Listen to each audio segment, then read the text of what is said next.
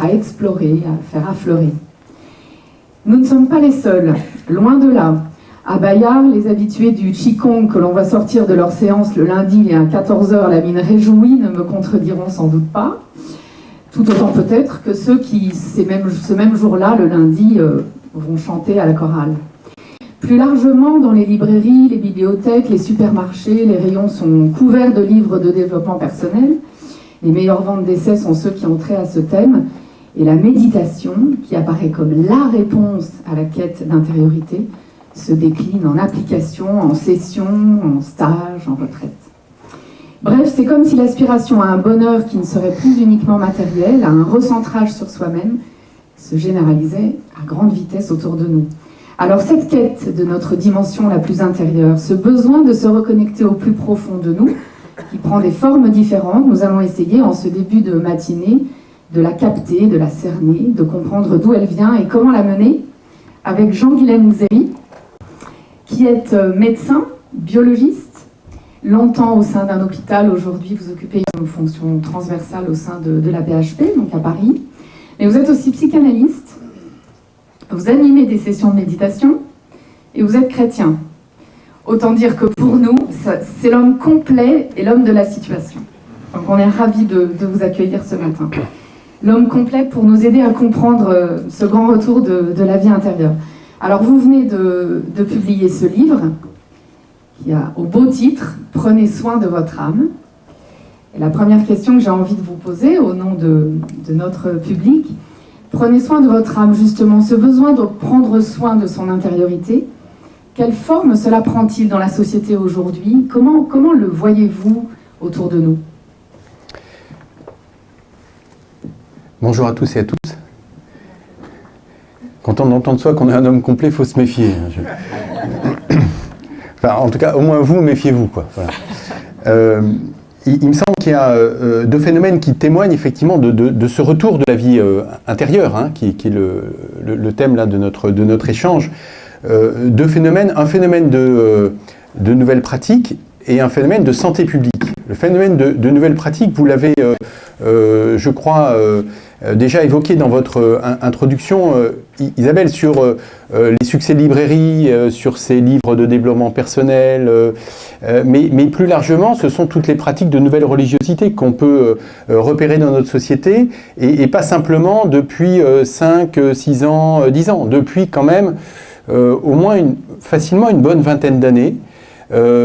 Ça va de pratiques bouddhistes ou supposées bouddhistes, zen ou supposées zen, mais aussi d'expériences de jeunes, de retraites laïques, ce qui est quand même assez nouveau, assez récent dans notre paysage culturel.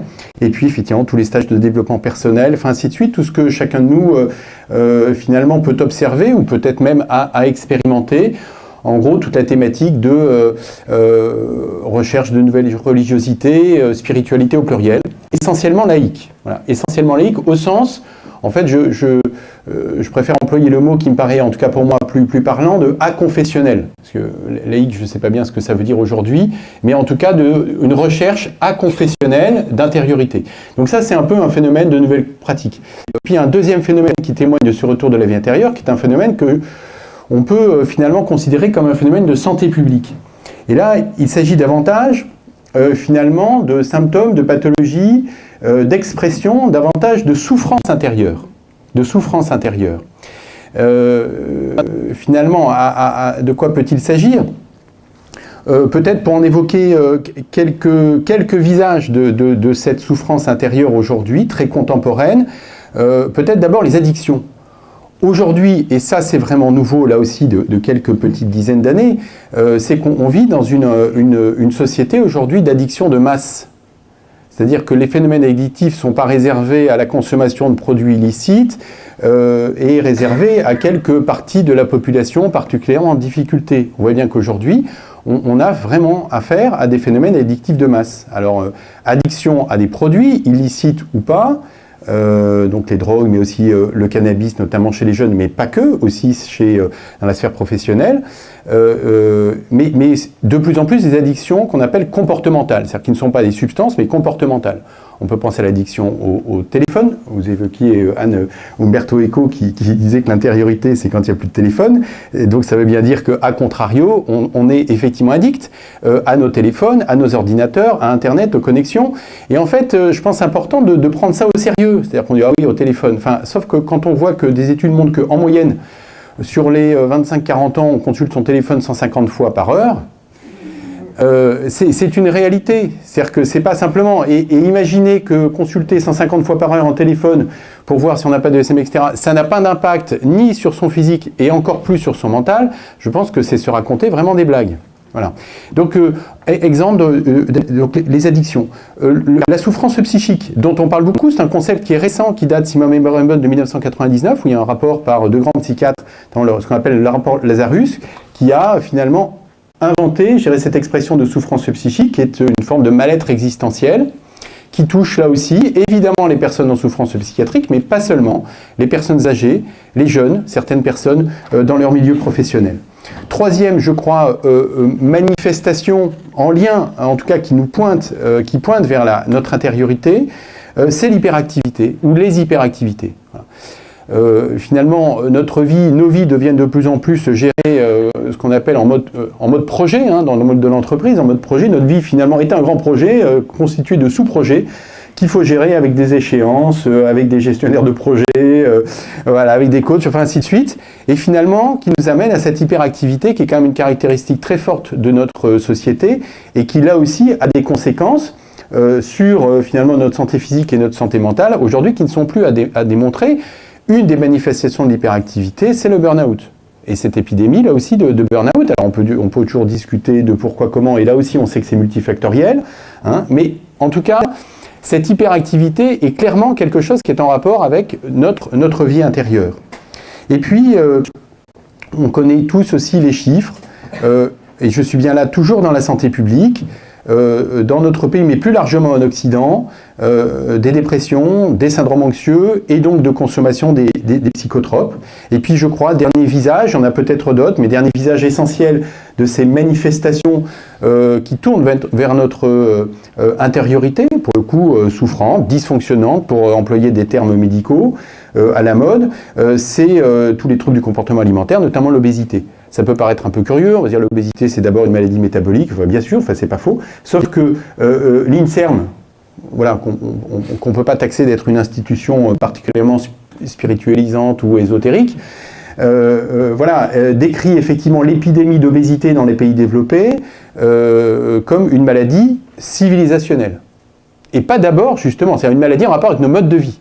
Et finalement, le point commun de toutes ces manifestations que je viens très rapidement de mentionner, c'est que ce sont des manifestations qui sont en rapport avec nos modes de vie. Voilà, ce sont des maladies de société, des maladies civilisationnelles. En réalité, si on prend un peu les lunettes d'analyse des pères du désert ou des premiers pères de l'Église, ce sont des maladies d'origine spirituelle.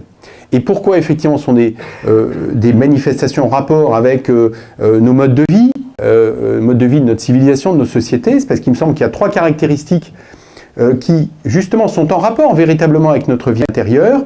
C'est l'hyperconsommation, c'est le bougisme et c'est le mal-être. Alors il faut que vous nous développiez un petit peu ces trois phénomènes. Mais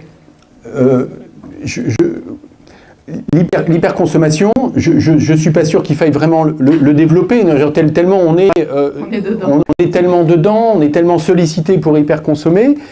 Le propos, c'est de dire que l'hyperconsommation, ça a des conséquences, alors on l'entend de plus en plus sur l'écologie environnementale, mais là, le propos est de dire que ça n'est pas sans conséquence non plus sur notre intériorité.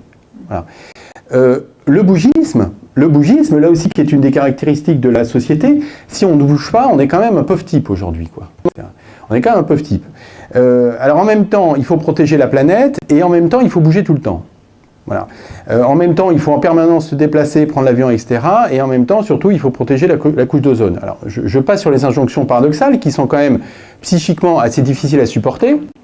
Mais en dehors de ça, ces sollicitations permanentes, cette valorisation permanente au bougisme, à la fois bougisme géographique d'ailleurs, transport, mais aussi dans sa vie professionnelle, voire dans sa vie affective, ainsi de suite, c'est quelque chose qui épuise mentalement. Voilà. Et puis ce mal-être, et beaucoup l'expriment. Alors voilà, le terme un peu civilisationnel, c'est la souffrance psychique, mais plus en profondeur, on voit bien que c'est toute la thématique de la perte de sens qu'on trouve chez les jeunes, la perte de sens dans le travail, le fait que finalement, obsédés justement, on va dire en gros par le matérialisme, pour faire court, par la pure rationalité technoscientifique, eh bien effectivement, où sont les lieux aujourd'hui pour poser la question du sens ? Non pas pour arriver avec des vérités absolues qui descendraient du ciel de façon autoritaire, mais simplement pour poser les questions du sens. Et c'est là où effectivement, dans ces deux phénomènes de santé publique, plutôt face, j'allais dire, ombre de notre intériorité en tant qu'elle souffre, mais il y a ce domaine, cet autre phénomène, justement, qui témoigne de notre vie intérieure, c'est cette recherche. On va rechercher du sens, on va rechercher une unité entre le corps et l'esprit. Quand finalement on interroge des personnes sur qu'est-ce que vous avez vécu quand vous avez vécu justement une session d'exploration de votre vie intérieure, de méditation, enfin on y reviendra, qu'est-ce qu'ils disent ? Ils disent trois choses. Ils disent finalement, la première chose, c'est que j'ai fait l'expérience d'être dans le présent. Sous-entendu, je ne suis pas justement en mode gestion de projet, qu'est-ce qui va se passer demain, après-demain, gestion de risque, anticipation de problématiques, résolution de problèmes, relecture du... J'ai fait l'expérience d'être dans le présent. Deuxième retour qu'ils font, c'est j'ai fait l'expérience de retrouver une unité entre mon corps et mon âme. Je fais cette expérience de retrouver l'unité de mon corps et mon âme. Dans une société, au contraire, qui fait du corps quelque chose de strictement de l'objet qu'on peut manipuler, soigner, guérir, hybrider à des machines, à des techniques, etc. Et puis le monde de l'esprit, que finalement, là aussi, qui lui aussi est vu d'une façon de plus en plus matérialiste, avec des électrodes partout, et on nous explique comment il fonctionne, ce qui n'est pas faux, mais ce qui n'est pas que vrai. Et donc, cette expérience dans ces sessions, je retrouve l'unité corps-esprit. Expérience d'être présent à l'instant, expérience de l'unité corps-esprit, et troisième retour que font ceux qui expérimentent justement des sessions de cette nature-là, c'est le fait de quitter le mode de l'avoir pour être dans le mode de l'être. Et ça peut paraître des formules, sauf que c'est quand même souvent la façon dont on le formule justement des gens. Et ça, je trouve ça très très intéressant, parce que ça nous ramène bien à des fondamentaux de l'expérience de la vie intérieure. D'être dans le présent, d'être dans le registre de l'être, et de vivre quelque chose de l'unité de notre personne. Voilà. Et que l'hyperconsommation, le bougisme et finalement la perte de sens collective sont des choses qui nous éloignent de ces expériences. C'est profond parce que dans votre livre, vous parlez même d'homme blessé, d'un homme blessé qui ignore son être profond. C'est fort. Oui, vous trouvez aussi. Hein. Ouais. Ouais. C'est grave. Moi aussi, je trouve ça très fort. Il dit ça en souriant. Oui, c'est-à-dire que il me semble que on peut faire sur la base de ce constat, à la fois donc positif pour la recherche justement, que ça appelle, la recherche personnelle et collective que ça appelle, mais aussi douloureuse, pour les symptômes que ça exprime. Il me semble que l'explication, en tout cas sur laquelle on peut réfléchir, pour moi, elle est double. La première, c'est que finalement, effectivement, le regard que l'homme porte sur lui-même aujourd'hui est incomplet. Ouais. Et la deuxième explication de mon point de vue, c'est que nos modes de vie ne respectent pas ce que nous sommes. Voilà. Alors, la première explication, évidemment, ces deux explications se renforcent l'une l'autre, hein, évidemment. La première hypothèse un peu d'explication, c'est que, effectivement, l'homme s'ampute d'une partie de lui-même. Et donc, en cela, il se blesse. Il se blesse profondément. Il s'ampute d'une partie de lui-même. On est dans un moment de l'histoire où finalement le regard que l'homme porte sur lui-même, ce que les spécialistes appellent l'anthropologie, c'est-à-dire la vision que l'homme porte de lui-même, comment il est fait, comment il est constitué, comment il fonctionne dans ses profondeurs, finalement tout au long de l'histoire, tout au long des millénaires, cette vision a évolué. Bon. Et on voit qu'aujourd'hui on est sur une vision qui est de plus en plus finalement restreinte, réductrice de ce qu'est l'homme. Il y a eu pendant des siècles et des siècles une vision avec l'homme, c'est finalement corps et âme. Voilà, un peu la vision, on va dire, pour faire court, sans rentrer dans le détail de toutes les anthropologies qui sont succédées pendant plusieurs millénaires, mais la vision de Descartes, corps et âme, finalement un corps-machine, voilà, sur lequel on peut faire justement des expérimentations. Ça a été un peu le top départ justement de la médecine technique et des progrès de la médecine technique, des opérations chirurgicales, de l'exploration anatomique des cadavres, etc. Parce qu'on considérait que le corps, c'était un objet. Et puis, de l'autre côté, il y avait une âme qui pense. Voilà, donc le corps et âme. De plus en plus, on voit qu'on arrive sur une vision de l'homme où il n'y a même plus ces deux dimensions, il y a une seule dimension, finalement, où nous sommes un organisme biologique, au même titre que le monde végétal ou le monde animal, ou au même titre aussi que les robots. Donc nous ne sommes plus qu'à une seule composante. Une composante, finalement, nous sommes un organe qui se réduit essentiellement, finalement, dans son cerveau. Voilà, c'est la révolution des sciences cognitives et des neurosciences de la deuxième moitié du XXe siècle. Donc tout ceci n'est pas faux de mon point de vue, c'est juste incomplet. C'est juste incomplet. Et c'est là où effectivement c'est une source de souffrance pour l'homme, c'est qu'on surinvestit à la fois dans les moyens, les ressources, mais dans le regard que l'on porte sur soi-même, et donc sur les autres, la dimension, finalement, nous sommes un organisme biologique. Alors très complexe, très supérieur aux animaux, mais finalement sur lequel il n'y a fondamentalement pas de différence d'ailleurs de nature, et donc de dignité entre le règne animal, végétal, le règne des ordinateurs et le règne humain, puisque nous sommes tous des organismes. Voilà. Et donc finalement on est réduit à une seule dimension. C'est un peu comme si quelqu'un qui chausse du 43 veut faire entrer son pied dans une chaussure de 38. Voilà. Ça va lui faire mal. Voilà. Et en fait, ça n'est pas faux, ces dimensions de corps, ces dimensions cognitives, évidemment. Sauf que on porte un regard incomplet sur ce que nous sommes. Et donc en l'occurrence, sur une dimension, on y reviendra peut-être sur justement ce qu'apporte la tradition chrétienne ou d'autres, voilà, d'autres dimensions. Première explication, en fait, progressivement s'est installée dans notre culture une vision, non pas fausse, mais partielle et incomplète, de notre complexité, de ce que nous sommes. La deuxième explication, me semble-t-il, c'est que nos modes de vie ne respectent plus ce que nous sommes, justement, dans notre entièreté, dans notre complexité, dans notre intimité, en réalité. Voilà. Pour le dire de façon plus triviale, plus directe, en fait, on a des modes de vie de fous. Mais je suis à peu près sûr que si on faisait un sondage dans cette pièce, l'idée de dire on a des vies de fous, je pense que l'immense majorité d'entre nous ont déjà eu cette expression. Mais des modes de vie de fous, il faut prendre au sérieux. Alors évidemment, moi je suis un peu psy, alors je ne vais pas dire non mais les mots ont un sens machin, mais je vais quand même le dire, les mots ont un sens. Un mode de vie de fou, c'est-à-dire qu'on est en train de devenir fou.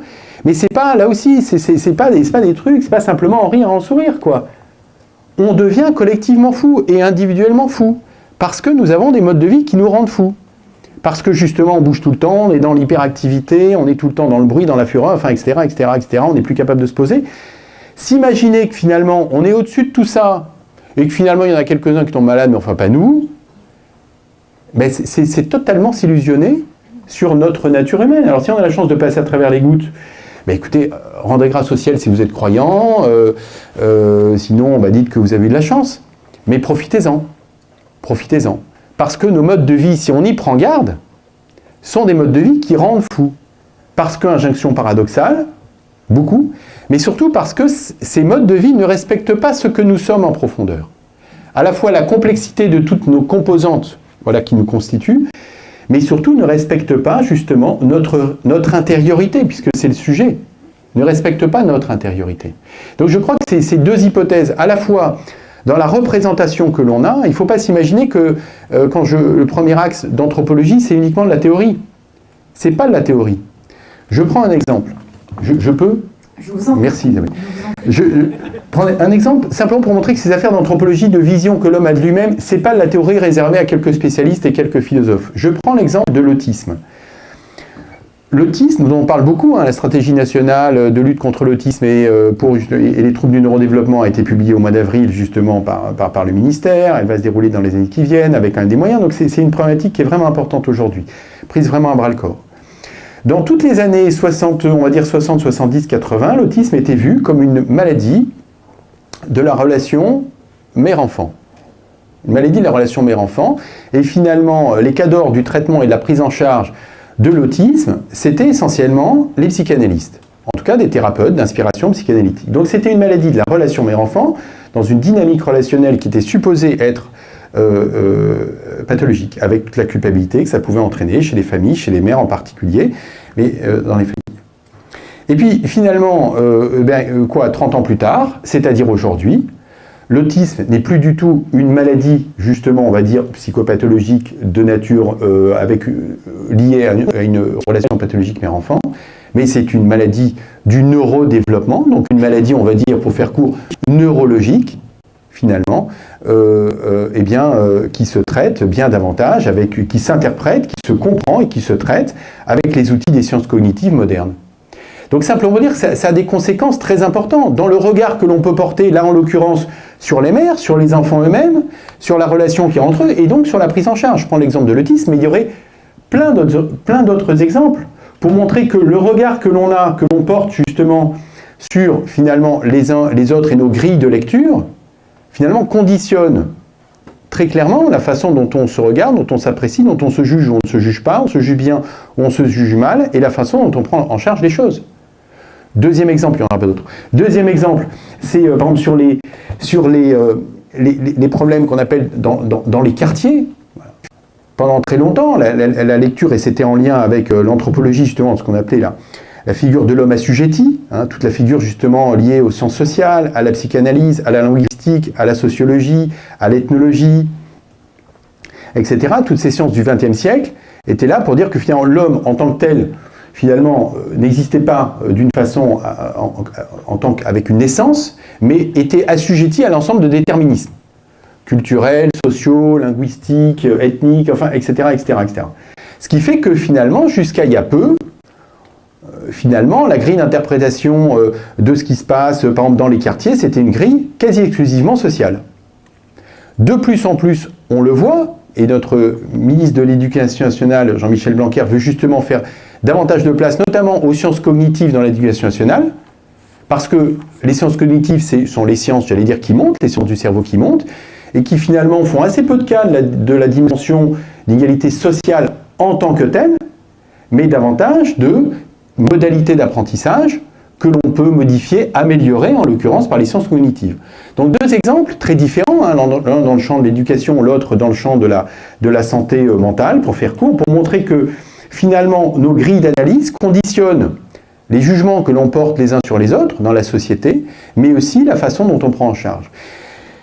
Donc voilà, donc cet aspect d'anthropologie qui n'est pas fausse mais qui est incomplète, elle a aussi des conséquences sur d'ignorer une partie de ce que nous sommes, de fait nous fait souffrir.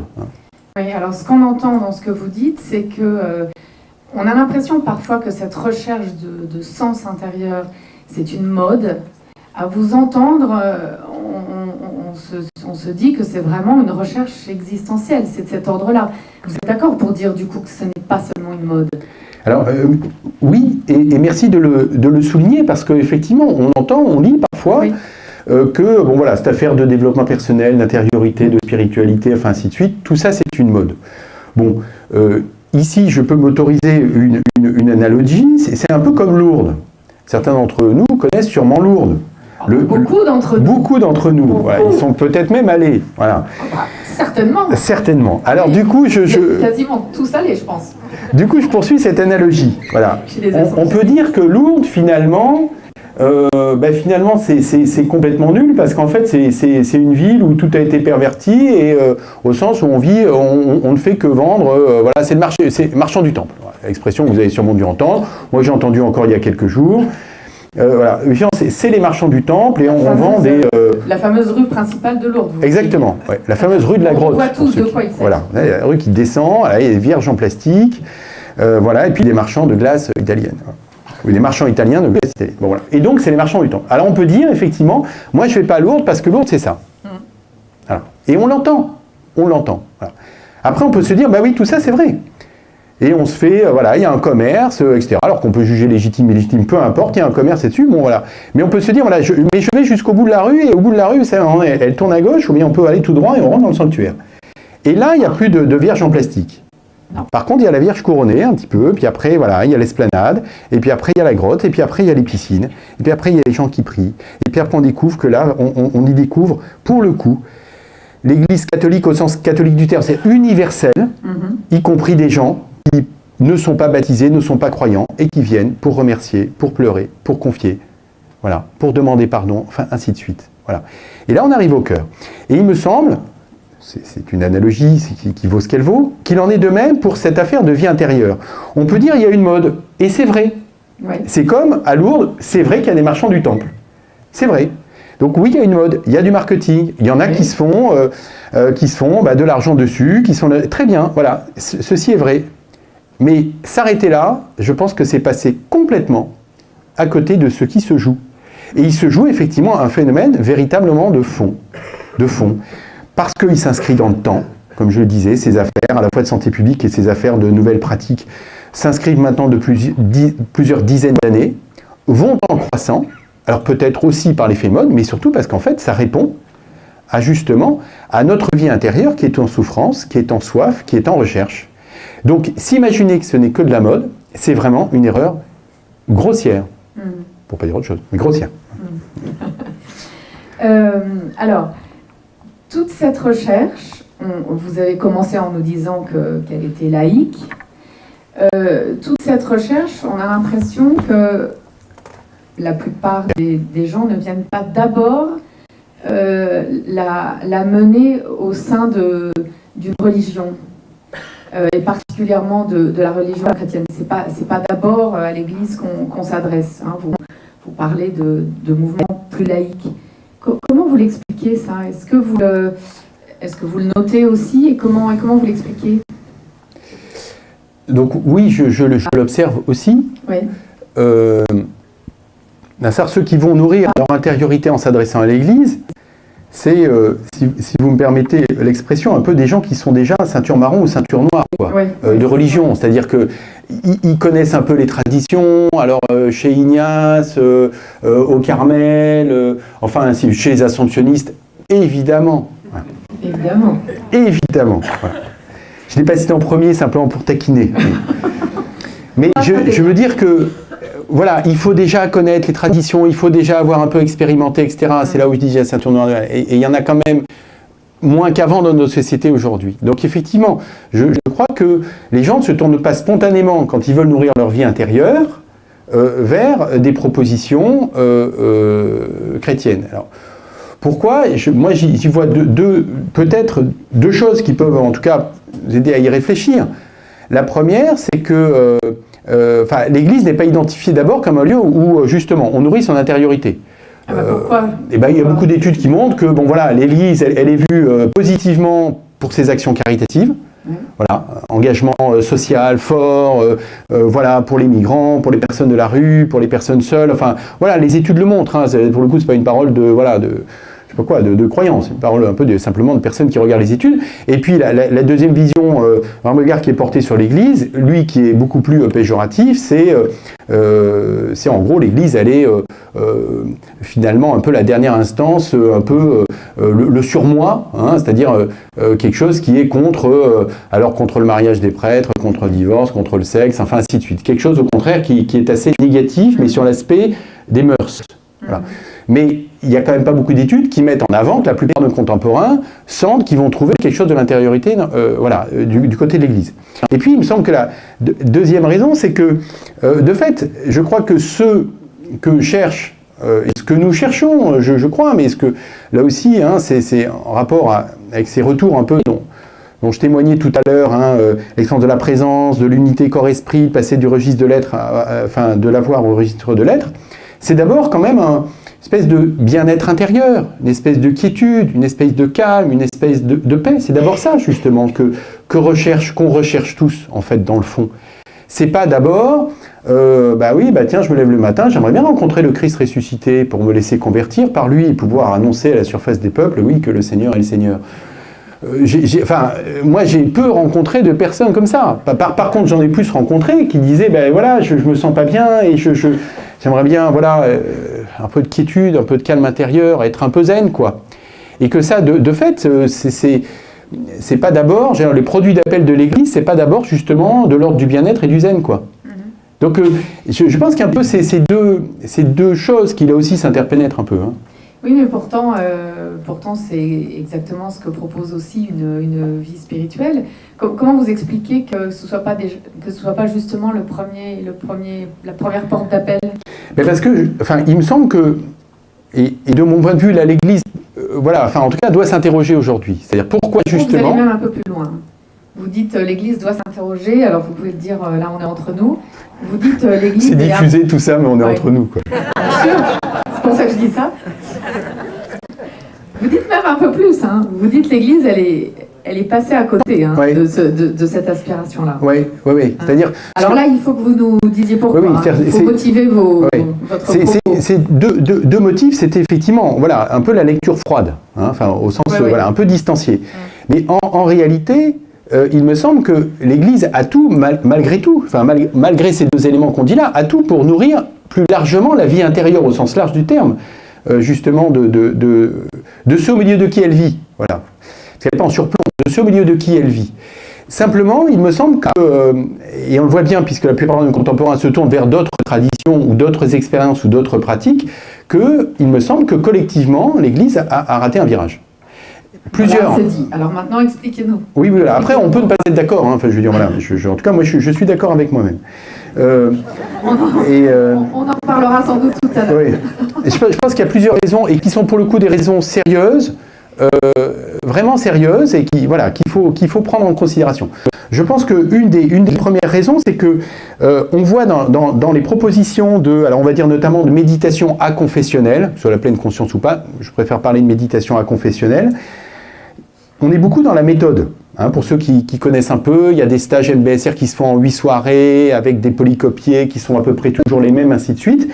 Et il me semble que dans l'Église, il y a toujours un peu cette méfiance sur la méthode, parce que finalement, ça pourrait interroger la théologie de la grâce.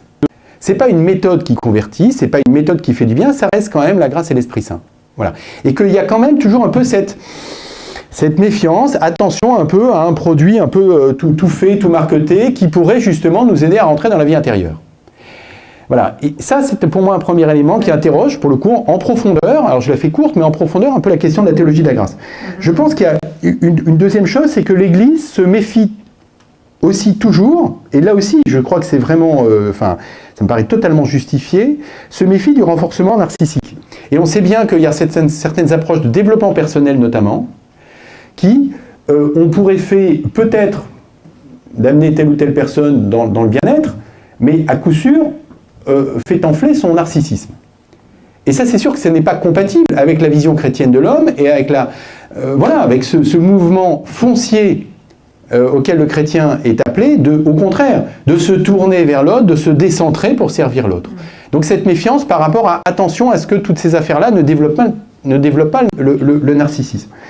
Après, je pense qu'il y a aussi une troisième raison qui me paraît importante, et cette fois-ci qui est historique, c'est ce qu'on appelle la crise du quiétisme. Certains d'entre vous connaissent sûrement. C'est une crise qui s'est produite dans l'Église au XVIIe siècle. Finalement, donc pour la faire courte, c'est finalement des personnes qui ont développé justement, continué à développer la dimension mystique du christianisme, la dimension intérieure du christianisme, qu'on a à peu près essentiellement oubliée à notre époque, notamment du fait de la crise du quiétisme, mais qui a existé pendant 17 siècles de l'histoire chrétienne. Et là, c'est vraiment important de revoir l'histoire de l'Église, de lire justement les propos des pères du désert, des pères de l'Église, des grands saints, des grands mystiques, de Maître Eckhart, enfin ainsi de suite, de voir que l'Église a toujours eu une dimension sociale, caritative extrêmement forte, mais une dimension mystique, vie intérieure, extrêmement forte. Et comme en fait on n'a plus du tout conscience de ce patrimoine intérieur de la tradition chrétienne, il ne reste plus que le volet social et le volet des mœurs, ce que nous renvoient très volontiers nos contemporains, et finalement on se tourne pour l'intériorité vers d'autres. Or, l'histoire de l'Église jusqu'au XVIIe siècle montre que le patrimoine chrétien avait des propositions concrètes pour nourrir la vie intérieure très, très, très fortes. Donc, ces crises du quiétisme, c'est quoi? C'est effectivement, certains ont vraiment creusé cette dimension, on va dire, de vie mystique, au bon sens du terme, pas de mysticisme un peu bizarre, mais de vie mystique, conduisant à une quiétude intérieure, c'était leur mot, le quies, le quies de la tradition bénédictine, l'hésychasme de la tradition orthodoxe, donc une quiétude intérieure dans la communion à Dieu et dans la communion au monde. Là où ça a posé problème, et je crois que c'est le pape Pie XII qui, pour le coup, a dû sortir, je crois, sa crosse, je ne sais pas trop ce qu'il en a fait, mais enfin, il a sorti sa crosse, en disant oui, mais attention, parce que vous risquez d'en oublier finalement la place des sacrements, et finalement le sens même de l'Église, qui est on ne va pas, en gros, à Dieu simplement, soit seul par des pratiques méditatives, on y va aussi en Église, par les sacrements, et bien sûr guidé par des pasteurs, voilà, qui sont les prêtres et les évêques. Et la crise du quiétisme, en fait, pour la faire très courte, c'est ça. C'est finalement la crainte, justifiée ou pas, voilà, de la part de, on va dire, de l'autorité Église, qu'il y ait des pratiques de mystique, finalement, qui fassent petit à petit de la pratique mystique quelque chose d'individuel ou de petits groupes qui se dissocient un peu de l'Église. Et ça a été vraiment quelque chose qui a marqué l'histoire mystique chrétienne, hein, l'histoire avec au sens du déroulé, et qu'à partir du XVIIe siècle, il y a vraiment eu cette méfiance que les pratiques mystiques pouvaient effectivement isoler ceux qui la pratiquaient, ceux qui la privilégiaient, ce qui explique aussi pourquoi, j'allais dire, le volet social a d'autant plus émergé, et c'est heureux d'ailleurs hein, pour le volet social. Mais donc, il y a quand même des éléments à la fois historiques, crise du quiétisme, des éléments spirituels comme cette méfiance vis-à-vis, en tout cas prévention du narcissisme, et puis qu'est-ce qu'il en est là, quelle place on laisse à la grâce, qui de mon point de vue explique pour des raisons pour le coup sérieuses et qu'il faut vraiment prendre en considération, et si on réfléchit à des pistes d'action, comment est-ce qu'on intègre ça, qui sont pour moi des soucis totalement justifiés, mais qui explique que là, l'Église finalement, voilà, elle soit dans le social, elle soit dans le rituel, mais elle soit assez peu dans les propositions de vie intérieure. Et là, il faut se reprendre. Oui. Il faut se reprendre. Oui. Il y a un mot qu'on n'a pas prononcé depuis le début, c'est celui de méditation. Pourtant, quand on parle du retour de la vie intérieure, généralement c'est celui qui vient. Peut-être que vous la pratiquez sous une forme ou une autre. Vous dites très bien que la méditation, par exemple, elle a quitté les monastères. Oui, c'est-à-dire que là aussi, on vit un moment vraiment inédit, quoi. Sur plein d'aspects, voilà, la place du numérique, machin, tout ce qu'on veut, mais là, sur le spirituel, les choses effectivement d'assez inédit quand on prend un peu de hauteur chronologique.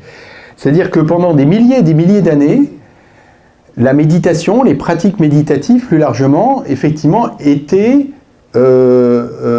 réservées, enclos dans une sphère religieuse confessionnelle. Alors c'était les monastères chrétiens, c'était les monastères bouddhistes, c'était des pratiques soufis, mais c'était pendant des milliers et des milliers d'années des religieux, alors soit des religieux institués essentiellement, mais peut-être aussi des disciples, on va dire. Mais ça se comprenait exclusivement dans la sphère religieuse. Et puis il y a une deuxième étape, toute récente, qui date des années 60. Donc, vous voyez, par rapport à des milliers et des milliers d'années, c'est super récent. Parce que ce qu'on vit, c'est vraiment une période de charnière, quoi. Et c'est pas une mode. C'est pas une mode. Ce qui s'est passé dans les années 60, c'est ce voyage que beaucoup d'Occidentaux, beaucoup d'Américains, mais aussi des Européens, ont fait vers l'Inde, vers l'Asie. John Lennon est revenu voilà, avec des belles chansons là-dessus, plein d'autres, etc. Voilà. Alors, aidé ou pas avec des substances, bon, mais toujours est-il que, là pour le coup, la méditation a commencé à sortir justement de l'enclos des monastères, et ces Occidentaux qui sont revenus ensuite aux États-Unis, en Angleterre, en France, etc., finalement, eh bien, ils ont comment dire, fait diffuser le fait qu'il existait une méditation, alors notamment celle dont on a beaucoup parlé, c'est la méditation transcendantale, voilà, justement, en gros, des pratiques méditatives que n'importe quel laïc, même s'il n'était pas un bonze ou un moine, finalement, pouvait pratiquer. Et donc, pour la première fois, finalement, la méditation, à partir des années 60, voilà, est sortie des monastères. Et puis, il y a et ça a duré, bon, voilà, on va dire une vingtaine d'années. Et puis, en fait, dans les années, fin des années 80, début des années 90, on est rentré dans une troisième phase qui concerne la méditation, et celle dans laquelle on est complètement, et cette phase va vraiment durer, et de mon point de vue, elle est tout à fait intéressante, une phase où la méditation, après avoir été enclos dans le périmètre religieux, ensuite expérimentée d'une façon totalement non religieuse, de l'ordre du développement personnel, voilà. Troisième phase, la méditation, les pratiques méditatives sont devenues l'objet d'expériences scientifiques et d'exploration scientifique. On a tous entendu parler de Mathieu Ricard, le moine aux électrodes. Et non, mais je dis ça évidemment avec beaucoup de respect, mais parce que justement, son propos, c'est justement de se prêter, lui comme grand méditant professionnel, de se prêter effectivement à des explorations de qu'est-ce qui se passe dans le corps, et donc vu l'anthropologie que j'évoquais tout à l'heure, donc dans le cerveau, qu'est-ce qui se passe dans le cerveau quand on médite. Ouais. Et donc ça, c'est vraiment une phase toute récente, aux États-Unis, qui avait démarré en gros au milieu des années 90, vraiment qui s'emballe. Il y avait jusque dans les années 80 0 études, quand on faisait de la bibliographie médicale, scientifique, sur des sites spécialisés, 0 études, 0 papier là-dessus. En 2017, il y avait, les papiers se comptent en plusieurs milliers, sur justement les effets, alors, sur les émotions, sur l'apprentissage, sur la mémoire, sur le système immunitaire, sur l'hypertension, point de suspension, sur la dépression, sur l'anxiété, sur le sommeil, etc. Voilà, l'effet des pratiques méditatives sur tous ces registres. Donc, en fait, c'est ça qu'il faut bien voir, c'est qu'aujourd'hui, les pratiques méditatives sont devenues des objets d'exploration. Alors, on peut sourire en disant... Voilà, ça c'est bien nos sociétés occidentales, totalement athées et obsédées de rationalisme, c'est-à-dire ce que des sages avec un grand S, bouddhistes, chrétiens essentiellement, disent depuis des milliers d'années que de méditer, c'est bon pour le cosmos, dans une vision cosmologique, c'est bon pour l'écologie, et c'est bon pour soi-même. Finalement, tout le monde rigole doucement, sauf quand, dans un IRM fonctionnel ou un scanner, on se dit « Ah bah oui, tiens, c'est vrai, c'est bon ». Et alors là, du coup, tout le monde y croit. En fait, c'est ça le sujet. Et c'est ça qui, une des raisons pour lesquelles, effectivement, ce succès des pratiques méditatives, c'est parce que ça répond à des besoins profonds, etc. Mais c'est aussi, surtout, parce que c'est légitimé par la science. Et plus que par la science, par la médecine. Et là, dans notre culture aujourd'hui, un truc où il y a des docteurs qui disent « Ah mais oui, ça fait du bien », alors là, ça y est, quoi. Là, du coup, on est tous en confiance et on y va.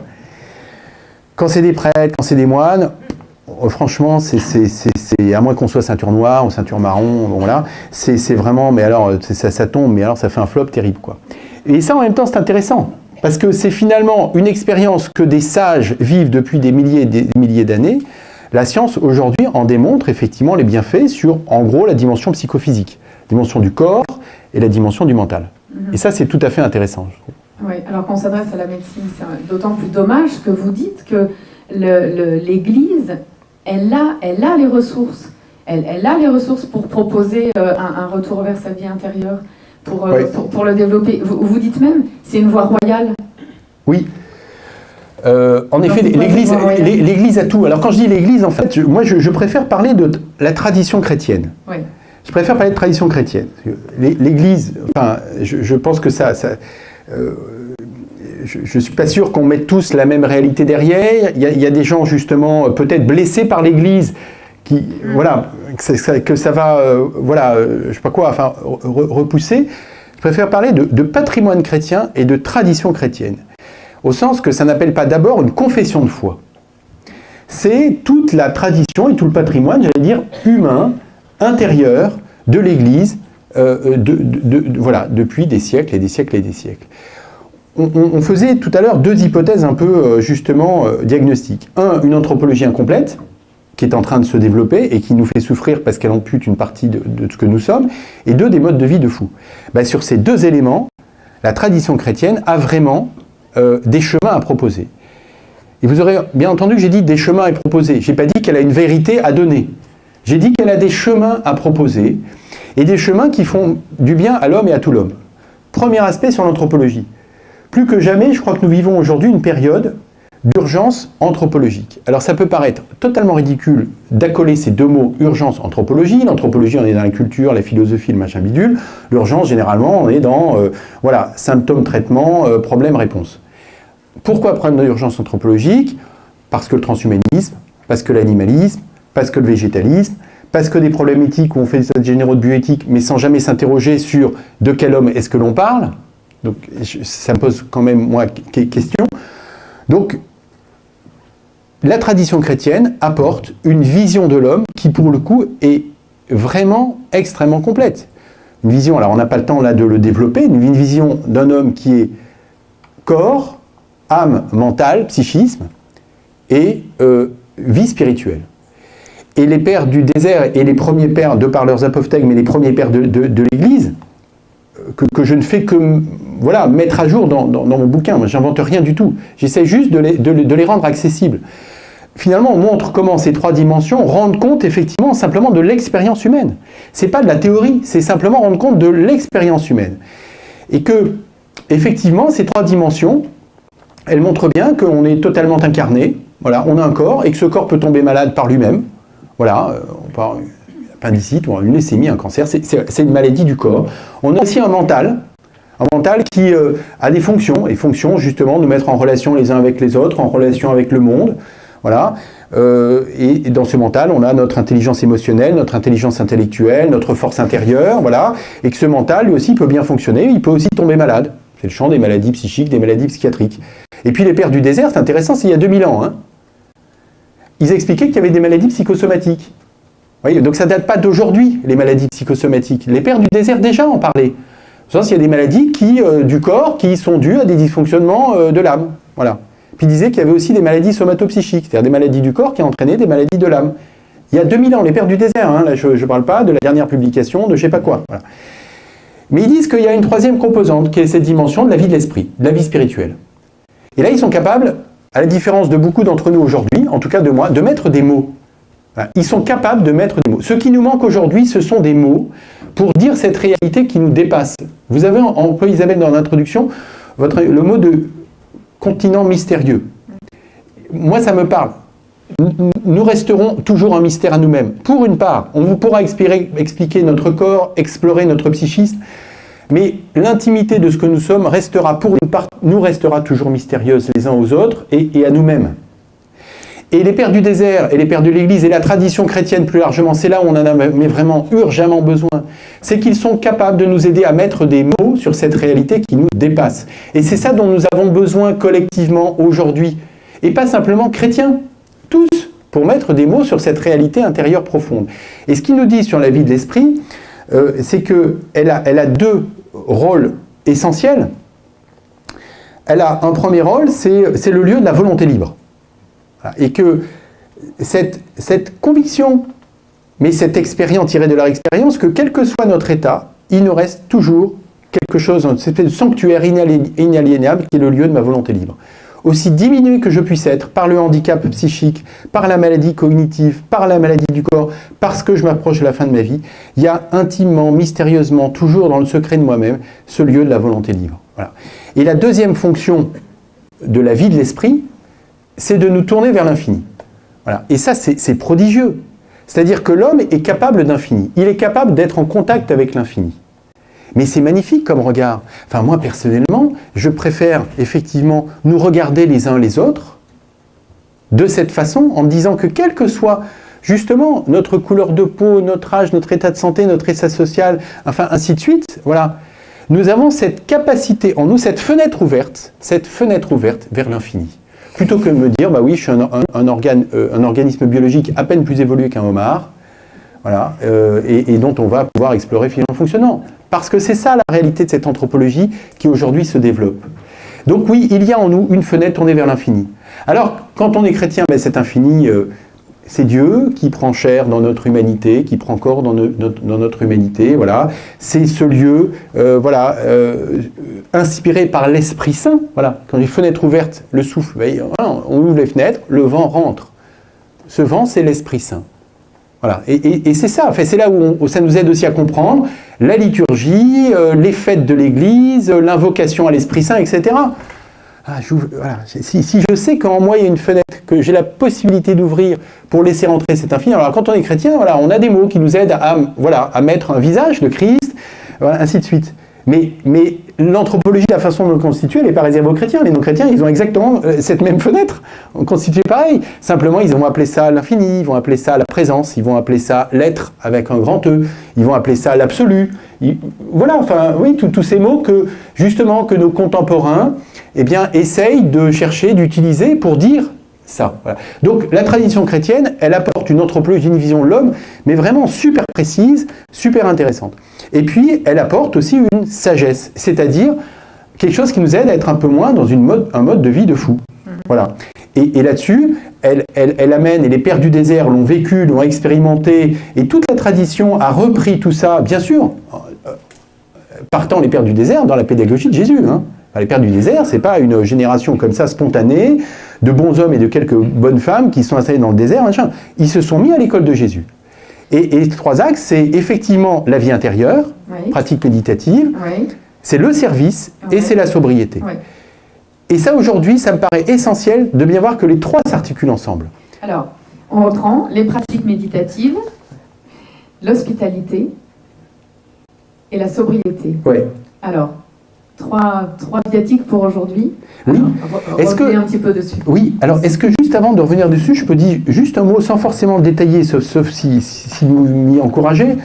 Non, le problème, c'est que je Faut suis pas très le pousser bavard. beaucoup, hein. Non, mais voilà, Petit détail. voilà. Moi, j'avais prévenu Isabelle que ça serait vraiment très compliqué pour elle. Et je lui ai dit, est-ce que vous êtes sûr d'accepter cette interview? Parce que je suis un cadavre et bavard comme une pie. Mais elle a quand même Oui, mais voulu. passionnant. J'ai dit oui, mais passionnant. Alors. Juste peut-être, voilà, blague à part, simplement pour mentionner que les pères du désert ont développé vraiment, leur vision, c'était d'être des médecins des âmes, au sens où on l'entend aujourd'hui, et que ce n'était pas d'abord des théologiens, c'était des thérapeutes, c'était des médecins de l'âme, c'était des guides. On venait les voir de très loin pour justement prendre soin de son âme. Et ça veut dire quoi? Ça veut dire qu'en fait, tous les mots qu'ils utilisaient, toute leur sémantique, c'était une sémantique médicale. Donc il parlait de l'anatomie de l'âme, ou l'anatomie de la personne, hein, corps, âme, esprit, il parlait d'anatomie, il parlait de physiologie, de comment se déroule le fonctionnement normal entre l'âme, le corps et l'esprit. Il parlait de physiopathologie, comment est-ce qu'on tombe malade. Et il parlait de diagnostic et de nosologie, c'est-à-dire de classification de maladies spirituelles. Et donc pour eux, ils ont mentionné comme ça, identifié un certain nombre de maladies d'origine spirituelle. Et ces maladies d'origine spirituelle, donc je les mentionne juste, ces maladies d'origine spirituelle, on va dire, elles n'ont aucun rapport parce que c'était il y a 2000 ans. Sauf qu'en fait, si tout a changé en 2000 ans, il y a bien une chose qui n'a pas changé, c'est la nature humaine. Et que ces maladies de santé publique que je mentionnais très rapidement tout à l'heure, les addictions, l'obésité, donc c'était la dépression, enfin ainsi de suite, voilà, le mal-être, etc. C'est exactement ces maladies-là que les pères du désert ont identifiées comme des maladies d'origine spirituelle. Notamment le narcissisme, notamment les avidités, ils appelaient ça les avidités, donc les addictions, l'hyperconsommation de sexe, de bouffe, de matériel, d'argent, de trucs, de bidule, et puis la sédie. Voilà, pour revenir si ça vous intéresse, mais donc juste pour dire qu'ils ont développé tout un corpus, mais vraiment de médecine intérieure sur la base de maladies spirituelles, qui sont en réalité les maladies qu'on appelle aujourd'hui maladies civilisationnelles, mais qu'on n'a plus les mots pour dire, on appelle ça. Je reviens sur les 3 choses. Oui, juste pour préciser, la CDI en 2 mots, c'est on peut dire une forme de dépression. Alors, En 2 mots. Hein. non, mais alors, voilà, une forme de dépression, c'est vraiment 2 mots. Voilà, c'est 2 mots. Si on est d'accord sur ces 2 mots, c'est très bien. Si vous souhaitez qu'on y revienne, on y reviendra. Allez-y, continuez. Oui, alors, voilà, non, mais juste, alors moi je le dirais en 5 mots, mais c'est juste, voilà. Non, mais, il est terrible, hein, voilà. Non, mais est-ce que c'est important? Parce qu'on dit effectivement, et c'est pas faux, hein, l'ACDI, c'est une forme, donc c'est ACEDIE, on dit c'est la maladie des moines, c'est une espèce de détresse spirituelle, de dépression spirituelle. Je crois justement, et moi c'était l'objet de ma recherche dans ce livre, de montrer que les moines, ils sont comme tout le monde, quoi. Ce sont des hommes, pour les religieuses et les moniales, des femmes, comme n'importe qui, faits de la même pâte humaine. Et que cette affaire d'ACDI, c'est pas réservé effectivement à des moines à un moment donné, voilà, qui commencent à s'ennuyer quand ils disent les vêpres ou les laudes. C'est pas du tout ça. Il y a 5 symptômes que décrivent les pères. 5 symptômes. La première, c'est l'instabilité. L'instabilité. Il le décrit avec le moine, c'est assez drôle, hein, voilà, le type qui il veut tout le temps changer de communauté, de pièce, de banc de prière, enfin, etc. Voilà. Enfin, dans nos vies, quand on parlait de bougisme, il me semble qu'il y a peut-être un petit rapport avec l'instabilité. La deuxième caractéristique de l'ACDI, c'est le rapport excessif au corps. Quand on voit la façon dont notre société est médicalisée et qu'on peut rien faire, rien dire sans demander d'abord l'avis à son médecin ou en gros à la communauté médicale, voilà, le rapport excessif au corps. La troisième caractéristique, c'est la recherche de coupables. Donc il le décrit avec le moine qui, dès qu'il y a un truc qui ne va pas, c'est la faute de son frère, plus volontiers de son supérieur. Voilà. Bon, voilà, on n'en développe pas plus, mais visiblement, il y en a qui se sentent un peu concernés. Et c'est vrai à titre individuel, mais c'est vrai dans la société aussi. Une société hyper accusatoire. Et les réseaux sociaux là-dessus sont vraiment des outils de propagation de l'accusation absolument terrifiants. Voilà. La quatrième caractéristique, c'est la distraction. Voilà. L'ascédiaque, il est tout le temps distrait. Et on est bien dans aujourd'hui, cette maladie de la distraction. maladie de l'extraction. Et on le voit avec ces maladies justement de l'hyperactivité, ces difficultés de concentration, etc. On est tout le temps distrait par une autre. Et la dernière caractéristique, ça c'est tout à fait intéressant, c'est le rapport déséquilibré au travail. Et le rapport déséquilibré au travail, c'est pas comme on l'entend parfois avec la CDI, la paresse. C'est pas vrai du tout. Ça c'est vraiment, ça pour le coup, c'est pas juste. Ce que décrivent les moines les pères du désert sur la CDI, c'est le rapport déséquilibré au travail. C'est-à-dire qu'il peut être aversif, donc effectivement, c'est le moine qui fait plus rien, mais ça peut être aussi le rapport excessif, confère le burn-out, et la façon dont de plus en plus de nos contemporains deviennent addicts au travail. Donc ces 5 caractéristiques, je vous laisse en juger, mais il me semble quand même qu'elles ont un petit rapport avec ce que l'on vit aujourd'hui. Oui. Non, mais c'était une parenthèse qui est un peu durée. Moi, ce que je voulais, pour terminer quand même, vous parlez dans votre livre quand on parle des ressources de la tradition chrétienne, vous êtes assez précis. Vous parlez de certains rituels comme l'oraison, vous évoquez certaines idées comme le fait de mettre en place des écoles de méditation dans les paroisses. Vous pouvez terminer peut-être sur ces idées un peu concrètes. Oui. Et du coup, je reprendrai du coup l'action posée juste avant, c'est-à-dire, il me semble qu'on a besoin de revisiter effectivement ces axes, mais encore une fois, que les pères du désert ont vécu, qui sont vraiment les tout premiers moines de toute l'histoire chrétienne, ont vraiment expérimenté, en suivant encore une fois Jésus, ces services, sobriété, vie intérieure.